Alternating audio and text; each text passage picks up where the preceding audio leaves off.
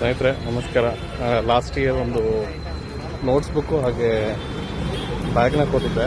ಈ ವರ್ಷನೂ ಕೂಡ ಮಕ್ಕಳಿಗೆ ನೋಟ್ಸ್ ಬುಕ್ಕು ಹಾಗೆ ಬ್ಯಾಗ್ನ ಕೊಡಬೇಕು ಅಂತ ಸೊ ತಗೊಂಡಕ್ಕೆ ಹೋಗ್ತಾ ಇದ್ದೀನಿ. ಸ್ನೇಹಿತರೆ, ವಿಡಿಯೋ ಕೊನೆಯಲ್ಲಿ ನೋಡಿ. ನಾನು ನಿಜವಾಗ್ಲೂ ಆಶ್ಚರ್ಯಪಟ್ಟೆ, ನೀವು ಕೂಡ ಪಡ್ತೀರಾ. ಅಂತಹ ಒಂದು ಘಟನೆ ನಡೆಯಿತು. ಅದು ಯಾವ ಘಟನೆ ಅಂತ ನೋಡಬೇಕು ಅಂದರೆ ವಿಡಿಯೋ ಪೂರ್ತಿ ನೋಡಲೇಬೇಕು. ಸೊ ಫೈನಲಿ ತೊಗೊಂಡಾಯಿತು ನೋಟ್ಸ್ಗಳು ಹಾಗೆ ಬ್ಯಾಗ್ಗಳು.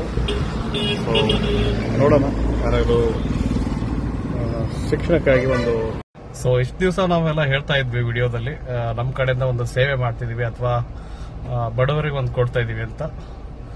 ಸೊ ಅದೆಲ್ಲ ಒಂದು ಕಡೆಯಿಂದ ನನಗೆ ಸರಿ ಅನಿಸ್ತಾ ಇರಲಿಲ್ಲ.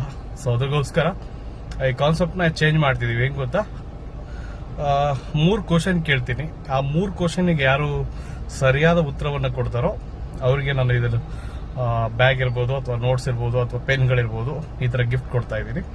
ಸೊ ನೋಡೋಣಂತೆ ಸರಿಯಾದ ಪ್ರಶ್ನೆಗೆ ಯಾರು ಉತ್ತರ ಕೊಡ್ತಾರೆ ಸೊ ಅವರಿಗೆ ನಾವು ಈ ಒಂದು ಗಿಫ್ಟ್ಗಳನ್ನ ಕೊಡೋಣಂತೆ. ಸೊ ಒಬ್ಬರಿಗೆ ಎಲ್ಲವನ್ನೂ ಕೊಟ್ಟರೆ ಕಷ್ಟ ಆಗುತ್ತೆ. ಸೊ ಅದಕ್ಕೆ ಬ್ಯಾಗ್ ಒಬ್ಬರಿಗೆ ಕೊಡೋಣ, ನೋಟ್ಸ್ ಬುಕ್ ಒಬ್ಬರಿಗೆ ಕೊಡೋಣ, ಸೊ ಹಾಗೆ ಪೆನ್ಗಳನ್ನು ಒಬ್ಬರಿಗೆ ಕೊಡೋಣ.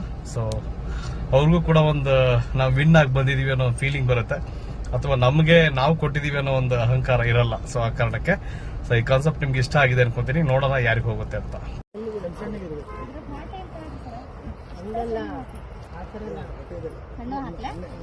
ಸ್ನೇಹಿತರೆ, ಇಲ್ಲಿ ಬಂದಿದ್ದೀನಿ.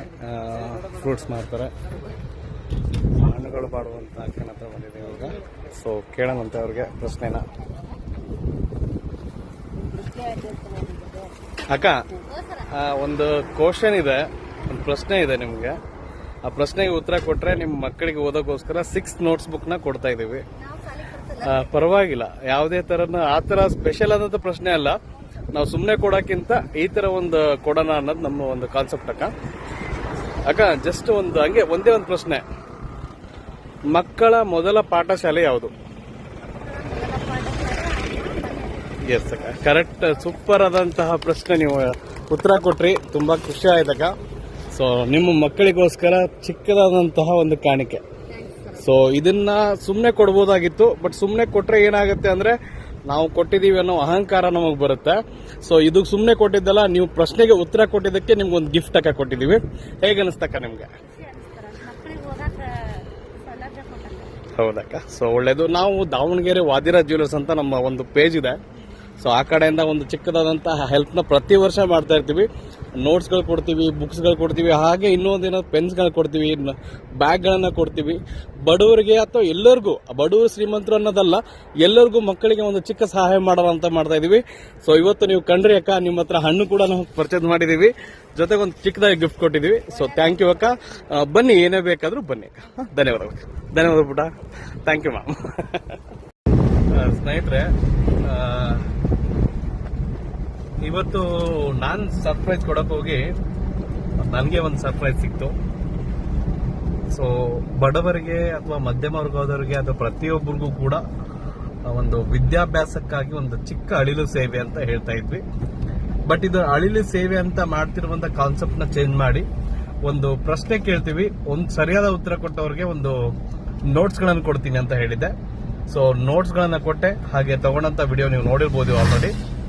ಆದ್ರೆ ಇಲ್ಲಿ ಒಂದು ಸರ್ಪ್ರೈಸ್ ಏನಪ್ಪಾ ಅಂದ್ರೆ, ನಮ್ಮ ಜೊತೆಗೆ ಒಂದು ಸರ್ಪ್ರೈಸ್ ತಗೊಂಡಂತಹ ಒಂದು ಉತ್ತರ ಕೊಟ್ಟಂತಹ ನನ್ನ ಸ್ನೇಹಿತರಿರ್ಬೋದು, ನನ್ನ ಅಕ್ಕ ಇರ್ಬೋದು. ಸೊ ಅಲ್ಲಿ ನಾನು ನೋಟ್ಸ್ ಕೊಡ್ತಾ ಇದ್ದೆ. ಆ ಒಂದು ನೋಟ್ಸ್ ಕೊಡ್ಬೇಕಾದ್ರೆ ಸೊ ಒಬ್ಬ ಎಲ್ಲೋ ಹೊರಗಡೆಯಿಂದ ಬಂದಿರುವಂತಹ ಒಬ್ಬ ಸ್ನೇಹಿತರವರು ನಿಜವಾಗ್ಲೂ ಎಷ್ಟು ಖುಷಿ ಆಗ್ಬಿಡ್ತು ಅಂದ್ರೆ,